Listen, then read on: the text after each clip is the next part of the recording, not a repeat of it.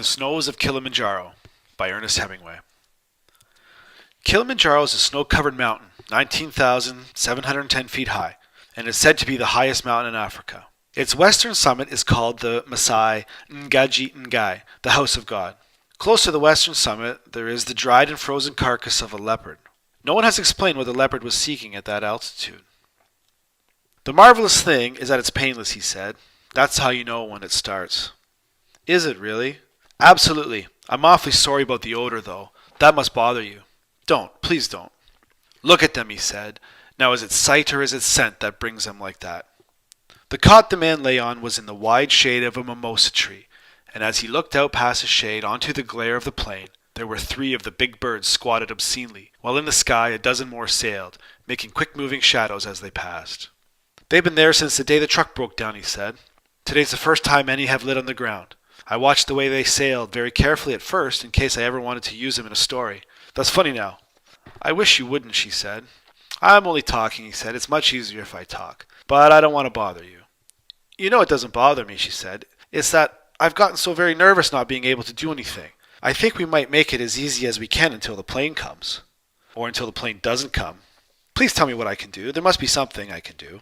You can take the leg off and that might stop it, though I doubt it. Or you can shoot me. You're a good shot now. I taught you to shoot, didn't I? Please don't talk that way. Couldn't I read to you? Read what? Anything in the book that we haven't read. I can't listen to it, he said. Talking is the easiest. We quarrel, and that makes the time pass. I don't quarrel. I never want to quarrel. Let's not quarrel anymore. No matter how nervous we get. Maybe they will be back with another truck today. Maybe the plane will come. I don't want to move, the man said. There is no sense in moving now except to make it easier for you. That's cowardly. Can't you let a man die as comfortably as he can without calling him names? What's the use of slanging me? You're not going to die. Don't be silly. I'm dying now. Ask those bastards. He looked over to where the huge, filthy birds sat, their naked heads sunk in the hunched feathers, a 4th plane down, to run quick-legged and then waddle slowly toward the others. They are around every camp. You never notice them. You can't die if you don't give up. Where did you read that? You're such a bloody fool. You might think about someone else. For Christ's sake, he said. That's been my trade. He lay then and was quiet for a while and looked across the heat shimmer of the plain to the edge of the bush. There were a few Tommies that showed minute and white against the yellow, and far off he saw a herd of zebra, white against the green of the bush. This was a pleasant camp under big trees against a hill, with good water and close by a nearly dry water hole where sandgrouse flighted in the mornings.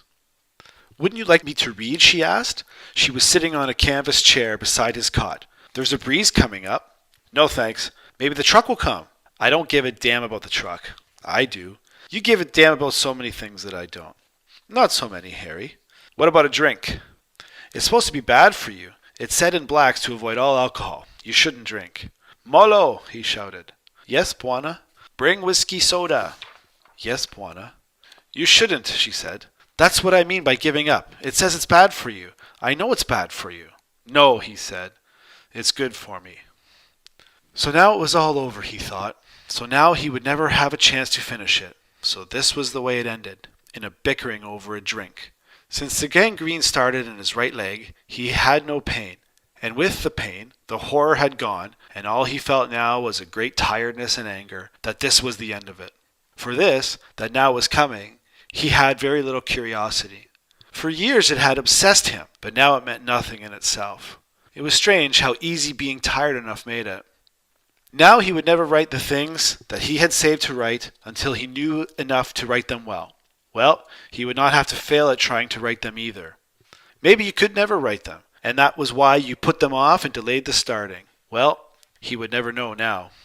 I wish we'd never come, the woman said. She was looking at him holding the glass and biting her lip. You never would have gotten anything like this in Paris. You always said you loved Paris. We could have stayed in Paris or gone anywhere. I'd have gone anywhere. I said I'd go anywhere you wanted. If you wanted to shoot, we could have gone shooting in Hungary and been comfortable.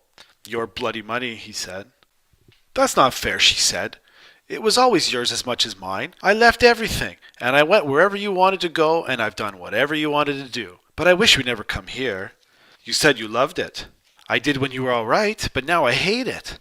I don't see why that had to happen to your leg. What have we done to have that happen to us? I suppose what I did was forget to put iodine on it when I first scratched it. Then I didn't pay attention to it because I never infect. Then later, when it got bad, it was probably using that weak carbolic solution when the other antiseptics ran out that paralyzed the minute blood vessels and started the gangrene. He looked at her. What else? I don't mean that. If we would have hired a good mechanic instead of a half-baked Kikuyu driver, he would have checked the oil and never burned out that bearing in the truck. I don't mean that. If you hadn't left your own people, your goddamn old Westbury, Saratoga, Palm Beach people to take me on, why, I loved you. That's not fair. I love you now. I'll always love you. Don't you love me? No, said the man. I don't think so. I never have. Harry, what are you saying? You're out of your head. No, I haven't any head to go out of. Don't drink that, she said. Darling, please don't drink that. We have to do everything we can. You do it, he said. I'm tired. Now in his mind he saw a railway station at Karagach, and he was standing with his pack, and that was the headlight of the Simplon Enfant, cutting the dark now, and he was leaving Thrace then after the retreat. That was one of the things he had saved to write with, in the morning at breakfast, looking out the window and seeing snow on the mountains in Bulgafa, and Nansen's secretary asking the old man if it were snow, and the old man looking at it and saying, no, it's not snow, it's too early for snow, and the secretary repeating to the other girls, no, you see, it's not snow, and them all saying, it's not snow, we were mistaken. But it was the snow, all right, and he sent them on into it when he evolved exchange of populations, and it was snow they tramped along until they died that winter. It was snow, too, that fell all Christmas week that year up in the Gartal. That year they lived in the woodcutter's house with the big square porcelain stove that filled half the room. And they slept on mattresses filled with beech leaves. The time the deserter came, with his feet bloody in the snow. He said the police were right behind him, and they gave him woolen socks and held the gendarmes talking until the tracks had drifted over.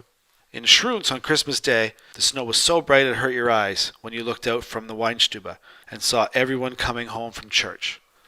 That was where they walked up the sleigh-smooth, urine-yellowed road along the river with the steep pine hills, skis heavy on the shoulder, and where they ran down the glacier above the Madeleiner house. The snow as smooth to see as cake frosting, and as light as powder, and he remembered the noiseless rush the speed made as you dropped down like a bird.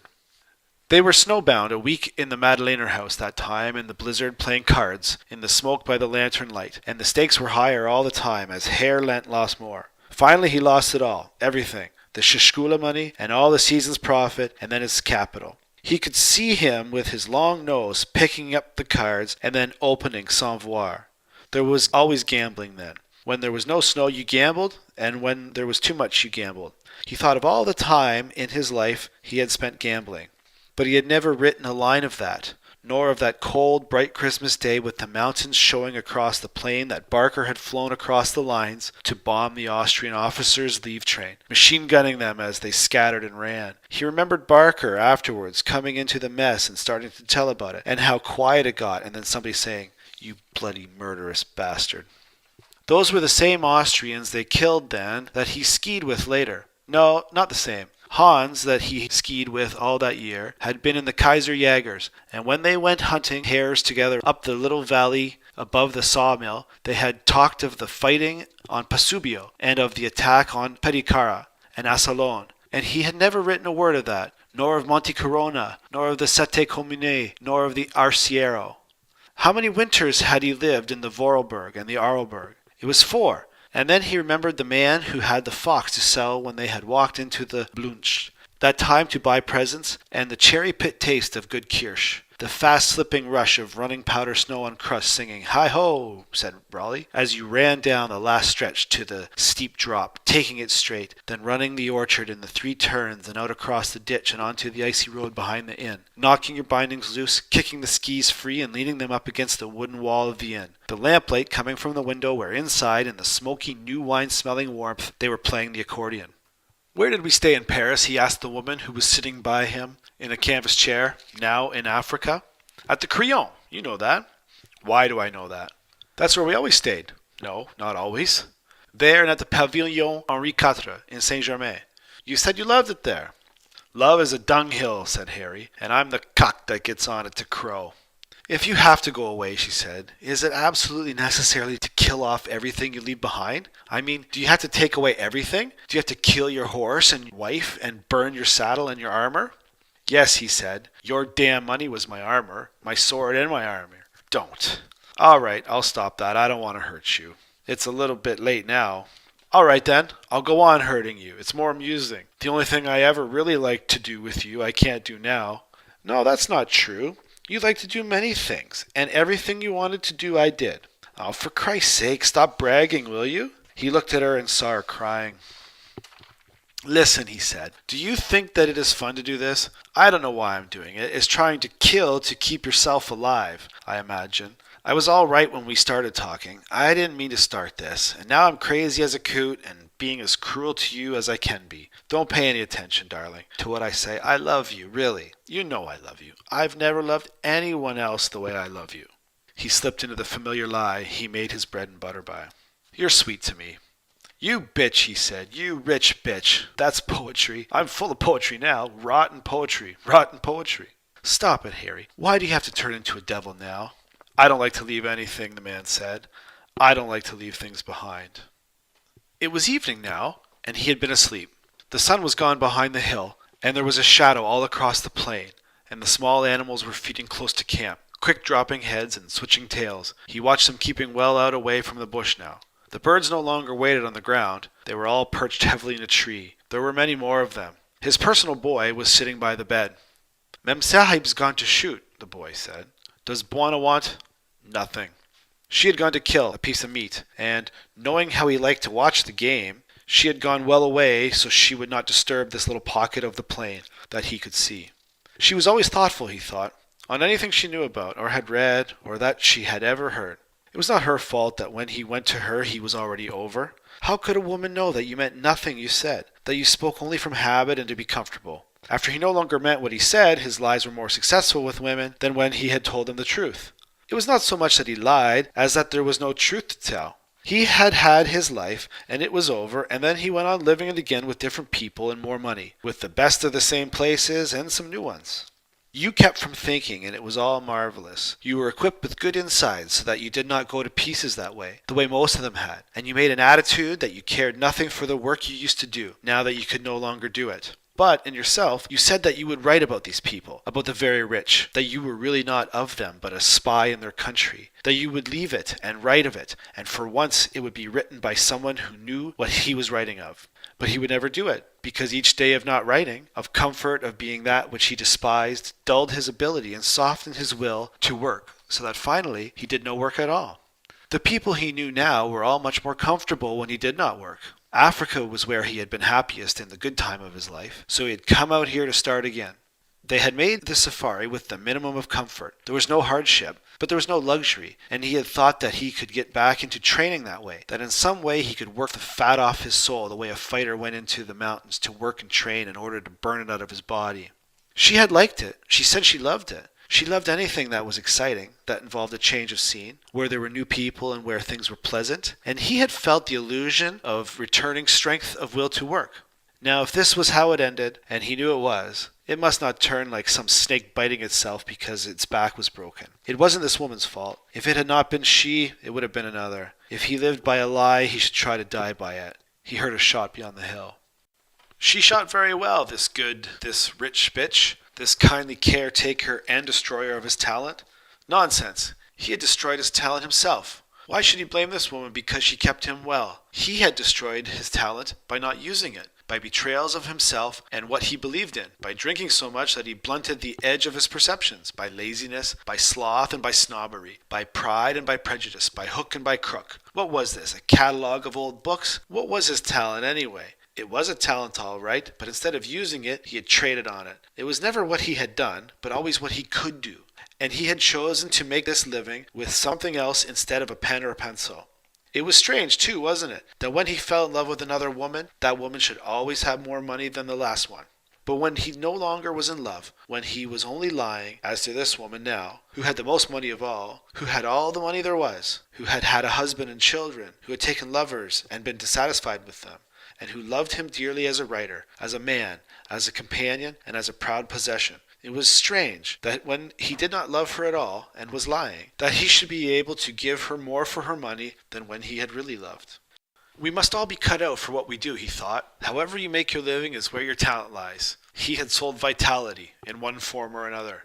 all his life, and when your affections are not too involved, you give much better value for the money.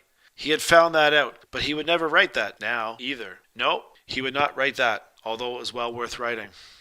Now she came in sight, walking across the open toward the camp. She was wearing jodhpurs and carrying her rifle. The two boys had a Tommy slung, and they were coming along behind her. She was still a good-looking woman, he thought, and she had a pleasant body. She had a great talent and appreciation for the bed. She was not pretty, but he liked her face. She read enormously, liked to ride and shoot, and certainly she drank too much. Her husband had died when she was still a comparatively young woman, and for a while she had devoted herself to her two just-grown children, who did not need her and were embarrassed at having her about, to her stable of horses, to books, and to bottles. She liked to read in the evening before dinner, and she drank scotch and soda while she read. By dinner she was fairly drunk, and after a bottle of wine at dinner she was usually drunk enough to sleep. That was before the lovers. After she had the lovers, she did not drink so much because she did not have to be drunk to sleep. But the lovers bored her. She had been married to a man who never bored her, and these people bored her very much.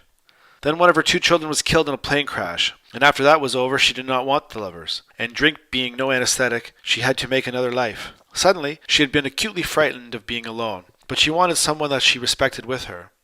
It had begun very simply. She liked what he wrote, and she had always envied the life he led. She thought he did exactly what he wanted to do. The steps by which she had acquired him and the way in which she had finally fallen in love with him were all part of a regular progression in which she had built herself a new life, and he had traded away what remained of his old life. He had traded for security, for comfort too. There was no denying that. And for what else? He did not know. She would have bought him anything he wanted. He knew that. She was a damn nice woman too. He would as soon be in bed with her as anyone. Rather with her, because she was richer, because she was very pleasant and appreciative, and because she never made scenes. And now this life that she had built again was coming to a term because he had not used iodine 2 weeks ago when a thorn had scratched his knee, and they moved forward trying to photograph a herd of waterbucks standing, their heads up, peering while their nostrils searched the air, their ears spread wide to hear the first noise that would send them rushing into the bush. They had bolted too before he got the picture. Here she came now. He turned his head on the cot to look toward her. "Hello," he said. "I shot a Tommy Ram," she told him. "He'll make you good broth, and I'll have the mashed potatoes with the clim. How do you feel?" "Much better." "Isn't that lovely? You know, I thought perhaps you would. You were sleeping when I left." "I had a good sleep." "Did you walk far?" "No, just around behind the hill. I made quite a good shot on the Tommy." "You shoot marvelously, you know." "I love it. I've loved Africa, really. If you're all right, it's the most fun that I've ever had. You don't know the fun it's been to shoot with you. I've loved the country. I love it too." "Darling, you don't know how marvelous it is to see you feeling better. I couldn't stand it when you felt that way. You won't talk to me like that again, will you? Promise me?" "No," he said. "I don't remember what I said." "You don't have to destroy me, do you? I'm only a middle-aged woman who loves you and wants to do what you want to do. I've been destroyed 2 or 3 times already. You wouldn't want to destroy me again, would you?" "I'd like to destroy you a few times in bed," he said. "Yes, that's the good destruction. That's the way we're made to be destroyed. The plane will be here tomorrow." "How do you know?" "I'm sure. It's bound to come. The boys have the wood all ready and the grass to make the smudge. I went down and looked at it again today. There's plenty of room to land, and we have the smudges ready at both ends." "What makes you think it will come tomorrow?" "I'm sure it will. It's overdue now. Then, in town, they will fix up your leg, and then we will have some good destruction. Not that dreadful talking kind." "Should we have a drink? The sun is down." "Do you think you should?" "I'm having one." "We'll have one together. Molo, leti dui whiskey soda," she called. "You'd better put on your mosquito boots," he told her. "I'll wait till I bathe." While it grew dark, they drank, and just before it was dark, there was no longer enough light to shoot. A hyena crossed the open on his way around the hill. "That bastard crosses there every night," the man said. "Every night for 2 weeks. He's the one makes the noise at night. I don't mind it. They're a filthy animal, though." Drinking together, with no pain now except the discomfort of lying in the one position, the boys lighting a fire, its shadow jumping on the tents, he could feel the return of acquiescence in the life-pleasant surrender. She was very good to him. He had been cruel and unjust in the afternoon. She was a fine woman, marvelous really, and just then it occurred to him that he was going to die. It came with a rush, not as a rush of water nor of wind, but of a sudden evil-smelling emptiness, and the odd thing was that the hyena slipped lightly along the edge of it. "What is it, Harry?" she asked him. "Nothing," he said. "You'd better move over to the other side, to windward." "Did Molo change the dressing?" "Yes, I'm just using the Boric now." "How do you feel?" "A little wobbly." "I'm going in to bathe," she said. "I'll be right out. I'll eat with you, and then we'll put the cot in." So he said to himself, we did well to stop the quarreling. He had never quarreled much with this woman, while with the woman that he had loved he had quarreled so much they had finally always, with the corrosion of the quarreling, killed what they had together. He had loved too much, demanded too much, and he wore it all out. He thought about alone in Constantinople that time, having quarreled in Paris before he had gone out. He had whored the whole time, and then, when that was over, and he had failed to kill his loneliness, but only made it worse, he had written her, the first one, the one who left him, a letter telling her now he had never been able to kill it, how when he thought he saw her outside the Régence one time, it made him go all faint and sick inside, and that he would follow a woman who looked like her in some way along the boulevard, afraid to see it was not she, afraid to lose the feeling it gave him, how everyone he had slept with had only made him miss her more, how what she had done could never matter since he knew he could not cure himself of loving her. He wrote this letter at the club, cold sober, and mailed it to New York, asking her to write him at the office in Paris. That seemed safe. And that night, missing her so much, it made him feel hollow sick inside. He wandered up past Maxim's, picked up a girl, and took her out to supper. He had gone to a place to dance with her afterward. She danced badly and left her for a hot Armenian slut that swung her belly against him so it almost scalded. He took her away from a British gunner subaltern after a row. The gunner asked him outside, and they fought in the street on the cobbles in the dark. He had hit him twice hard on the side of the jaw, and when he didn't go down, he knew he was in for a fight. The gunner hit him in the body, then beside his eye. He swung with his left again and landed, and the gunner fell on him and grabbed his coat and tore the sleeve off, and he clubbed him twice behind the ear and then smashed him with his right as he pushed him away. When the gunner went down, his head hit first, and he ran with the girl because they heard the MPs coming, then got into a taxi and drove out to Rimini Hisa along the Bosphorus and around and back in the cool night and went to bed, and she felt as overripe as she looked, but smooth, rose-petal, syrupy, smooth-bellied, big-breasted, and needed no pillow under her buttocks, and he left her before she was awake, looking blousy enough in the first daylight, and turned up at the Para Palace with a black eye, carrying his coat because one sleeve was missing. That same night, he left for Anatolia, and he remembered later on that trip, riding all day through fields of the poppies that they raised for opium, and how strange it made you feel, finally, and all the distances seemed wrong, to where they had made the attack with the newly arrived Constantine officers that did not know a goddamn thing, and the artillery had fired into the troops, and the British observer had cried like a child. That was the day he'd first seen dead men wearing white ballet skirts and upturned shoes with pom-poms on them. The Turks had come steadily and lumpily, and he had seen the skirted men running and the officers shooting into them and running them themselves, and he and the British observer had run too until his lungs ached and his mouth was full of the taste of pennies, and they stopped behind some rocks, and there were the Turks coming as lumpily as ever. Later, he had seen the things that he could never think of, and later still he had seen much worse. So when he got back to Paris that time, he could not talk about it, or stand to have it mentioned. And there in the cafe as he passed was that American poet, with a pile of saucers in front of him, and a stupid look on his potato face, talking about the Dada movement, with a Romanian, who said his name was Tristan Tzarza, who always wore a monocle and had a headache, and, back at the apartment with his wife, that now he loved again. The quarrel all over, the madness all over, glad to be home. The office sent his mail up to the flat. So then the letter in answer to the one he'd written came in on a platter one morning, and when he saw the handwriting, he went cold all over and tried to slip the letter underneath another. But his wife said, "Who was that letter from, dear?" And that was the end of the beginning of that. He remembered the good times with them all, and the quarrels. They always picked the finest places to have the quarrels, and why they had always quarreled when he was feeling best. He had never written any of that because at first he never wanted to hurt anyone. And then it seemed as though there was enough to write without it.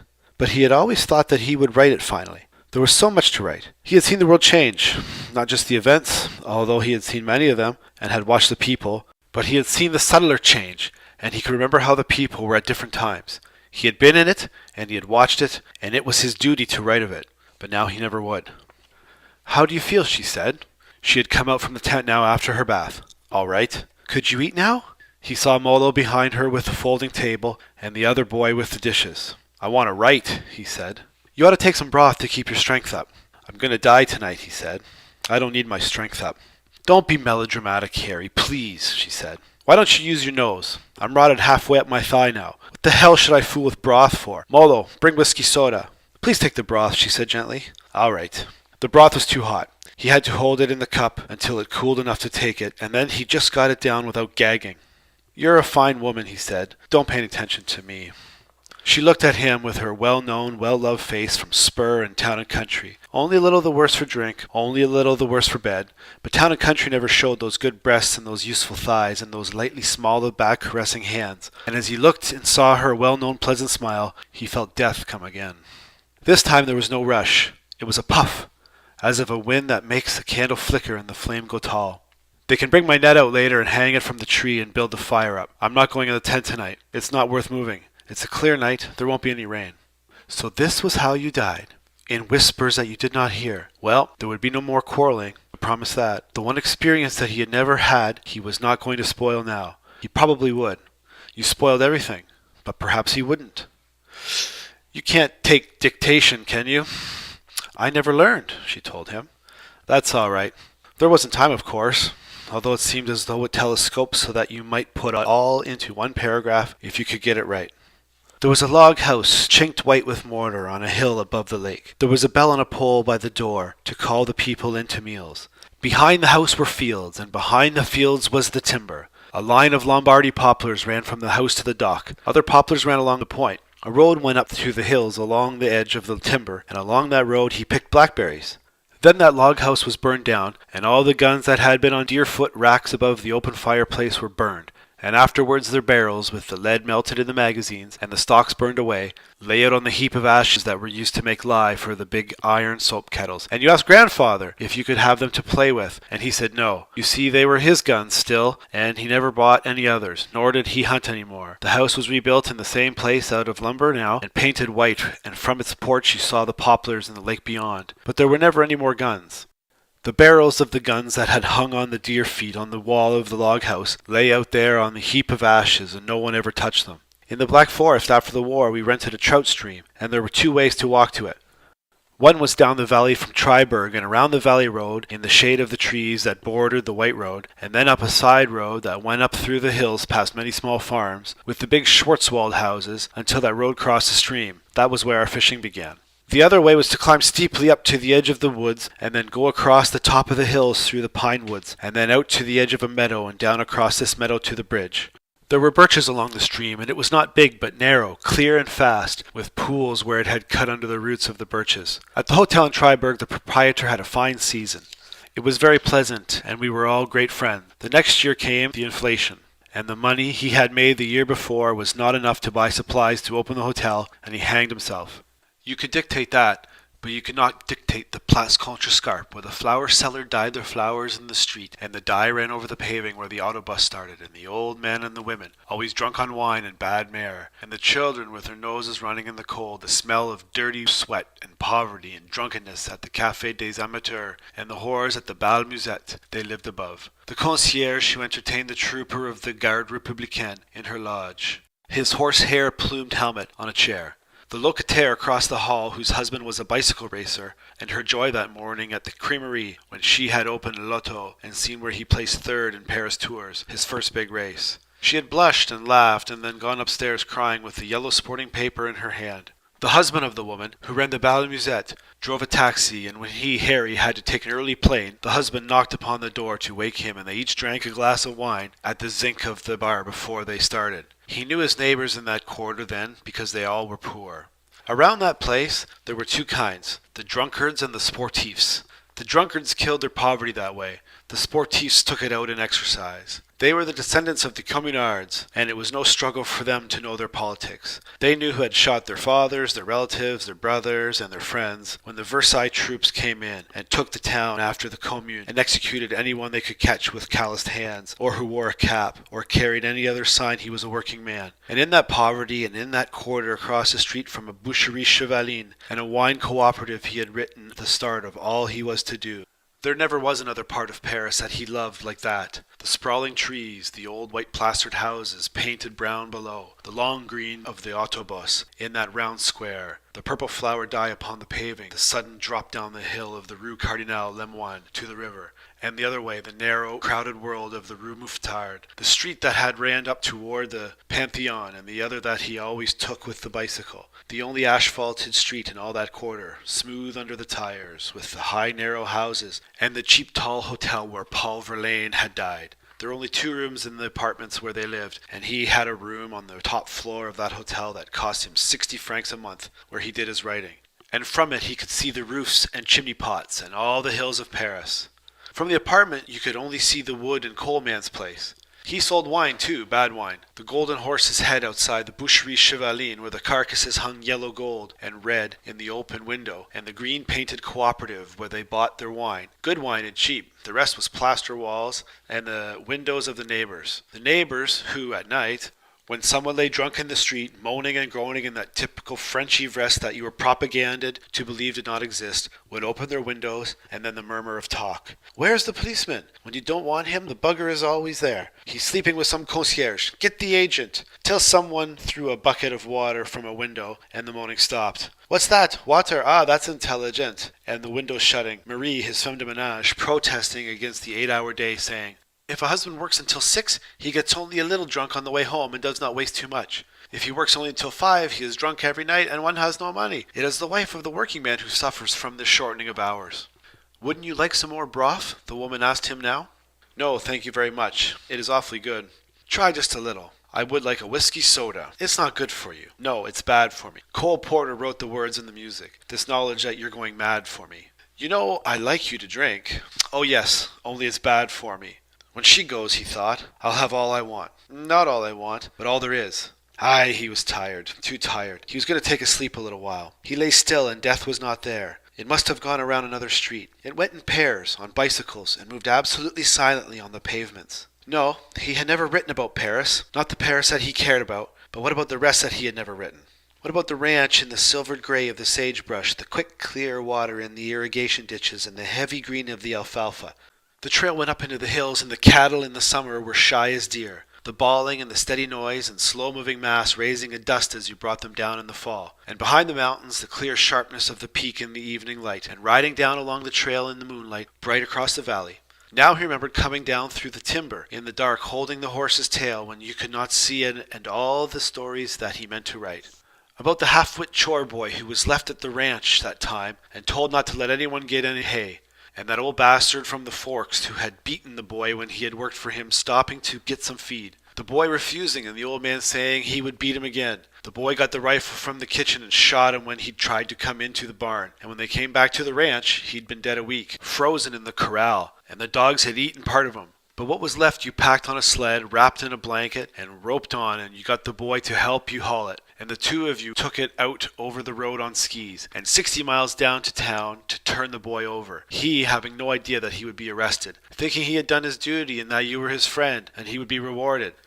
He'd helped to haul the old man in, so everybody could know how bad the old man had been, and how he'd tried to steal some feed that didn't belong to him. And when the sheriff put the handcuffs on the boy, he couldn't believe it. Then he'd started to cry. That was one story he had saved to write. He knew at least 20 good stories from out there, and he had never written one. Why? You tell them why, he said. Why what, dear? Why nothing. She didn't drink so much now, since she had him. But if he lived, he would never write about her. He knew that now. Nor about any of them. The rich were dull, and they drank too much, or they played too much backgammon. They were dull, and they were repetitious. He remembered poor Julian, and his romantic awe of them, and how he had started a story once that began, "The very rich are different from you and me," and how someone had said to Julian, "Yes, they have more money." But that was not humorous to Julian. He thought they were a special, glamorous race, and when he found they weren't, it wrecked him just as much as any other thing that wrecked him. He had been contemptuous of those who wrecked. You did not have to like it because you understood it. He could beat anything, he thought, because no thing could hurt him if he did not care. All right, now he would not care for death. One thing he had always dreaded was the pain. He could stand pain as well as any man, until it went on too long, and wore him out. But here he had something that had hurt frightfully, and just when he had felt it breaking him, the pain had stopped. He remembered long ago when Williamson, the bombing officer, had been hit by a stick bomb someone in the German patrol had thrown as he was coming in through the wire that night, and, screaming, had begged everyone to kill him. He was a fat man, very brave, and a good officer, although addicted to fantastic shows. But that night he was caught in the wire, with a flare lighting him up, and his bowels spilled out into the wire. So when they brought him in alive, they had to cut him loose. "Shoot me, Harry. For Christ's sake, shoot me." They had had an argument one time about our Lord never sending you anything you could not bear, and someone's theory had been that meant that at a certain time the pain passed you out automatically. But he had always remembered Williamson that night. Nothing passed out Williamson until he gave him all his morphine tablets that he had always saved to use himself, and then they did not work right away. Still, this now that he had was very easy, and if it was no worse as it went on, there was nothing to worry about, except that he would rather be in better company. He thought a little about the company that he would like to have. No, he thought, when everything you do too long, and do too late. You can't expect to find the people still there. The people are all gone, the party's over, and you are with your hostess now. I'm getting as bored with dying as with everything else, he thought. "It's a bore," he said out loud. "What is, my dear?" "Anything you do too bloody long." He looked at her face between him and the fire. She was leaning back in the chair, and the firelight shone on her pleasantly lined face, and he could see that she was sleepy. He heard the hyena make a noise just outside the range of the fire. "I've been writing," he said, "but I got tired. Do you think you will be able to sleep?" "Pretty sure. Why don't you turn in?" "I'd like to sit here with you." "Do you feel anything strange?" he asked her. "No, just a little sleepy." "I do," he said. He had just felt death come by again. "You know, the only thing I've never lost is curiosity," he said to her. "You've never lost anything. You're the most complete man I've ever known." "Christ," he said, "how little a woman knows." "What is that, your intuition?" Because just then death had come and rested its head on the foot of the cot, and he could smell its breath. "Never believe any of that about a scythe and a skull," he told her. "It can be two bicycle policemen as easily, or be a bird, or it can have a wide snout like a hyena." It moved up on him now, but it had no shape anymore. It simply occupied space. "Tell it to go away." It did not go away, but moved a little closer. "You've got a hell of a breath," he told it, "you stinking bastard." It moved up closer to him still, and now he could not speak to it, and when it saw he could not speak, it came a little closer, and now he tried to send it away without speaking, but it moved in on him so its weight was all upon his chest, and while it crouched there, and he could not move or speak, he heard the woman say, "Bwana is asleep now. Take the cot up very gently, and carry it into the tent." He could not speak to tell her to make it go away, and it crouched now heavier, so he could not breathe. And then, while they lifted the cot, suddenly, it was all right, and the weight went from his chest. It was morning, and had been morning for some time, and he heard the plane. It showed very tiny and then made a wide circle, and the boys ran out and lit the fires, using kerosene, and piled on grass so there were two big smudges at each end of the level place, and the morning breeze blew them toward the camp, and the plane circled twice more, low this time, and then glided down and leveled off and landed smoothly, and, coming walking toward him was old Compton in slacks, a tweed jacket and a brown felt hat. "What's the matter, old cock?" Compton said. "Bad leg," he told him. "Will you have some breakfast?" "Thanks, I'll just have some tea. It's the puss moth, you know. I won't be able to take the Mem Sahib. There's only room for one. Your lorry is on the way." Helen had taken Compton aside and was speaking to him. Compton came back more cheery than ever. "We'll get you right in," he said. "I'll be back for the Mem. Now I'm afraid I'll have to stop at Arusha to refuel. We'd better get going." "What about the tea?" "I don't really care about it, you know." The boys had picked up the cot and carried it around the green tent and down along the rock and out onto the plain and along past the smudges that were burning brightly now, the grass all consumed and the wind fanning the fire to the little plain. It was difficult getting him in, but once he lay back in the leather seat and the leg was stuck straight out to one side of the seat where Compton sat. Compton started the motor and got in. He waved to Helen and to the boys, and, as the clatter moved into the old familiar roar, they swung around with Compy watching for warthog holes, and roared, bumping along the stretch between the fires, and with the last bump rose, and he saw them all standing below, waving, and the camp beside the hill, flattening now, and the plain spreading, clumps of trees and the bush flattening, while the game trails ran now smoothly to the dry water holes. And there was a new water that he had never known of. The zebra, small rounded backs now, and the wildebeests, big-headed dots seeming to climb as they moved in long fingers across a plain, now scattering as a shadow came toward them. They were tiny now, and the movement had no gallop, and the plain as far as you could see, grey-yellow now, and ahead old Compy's tweed back and the brown felt hat. Then they were over the first hills, and the wildebeest were trailing up them, and then they were over the mountains with sudden depths of green rising forest and the solid bamboo slopes, and then the heavy forest again sculptured into peaks and hollows until they crossed, and hills sloped down, and then another plain, hot now, and purple-brown, bumpy with heat, and Compy looking back to see how he was riding. Then there were other mountains dark ahead. And then instead of going on to Arusha, they turned left. He evidently figured that they had the gas, and looking down he saw a pink sifting cloud moving over the ground, and in the air like the first snow in a blizzard that comes from nowhere, and he knew the locusts were coming up from the south.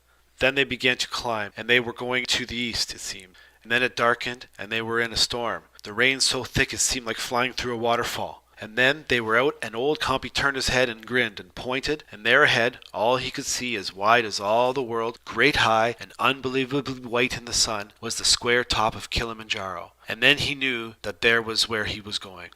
Just then the hyena stopped whimpering in the night and started to make a strange, human, almost crying sound. The woman heard it and stirred uneasily. She did not wake. In her dreams she was at the house on Long Island, and it was the night before her daughter's debut. Somehow her father was there, and he had been very rude. Then the noise the hyena made was so loud she woke, and for a moment she did not know where she was, and she was very afraid.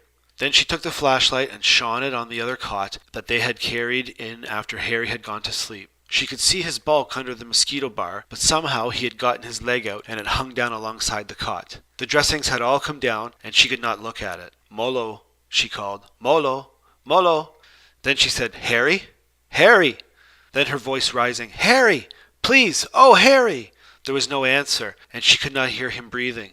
Outside the tent the hyena made the same strange noise that had awakened her, but she did not hear him for the beating of her heart.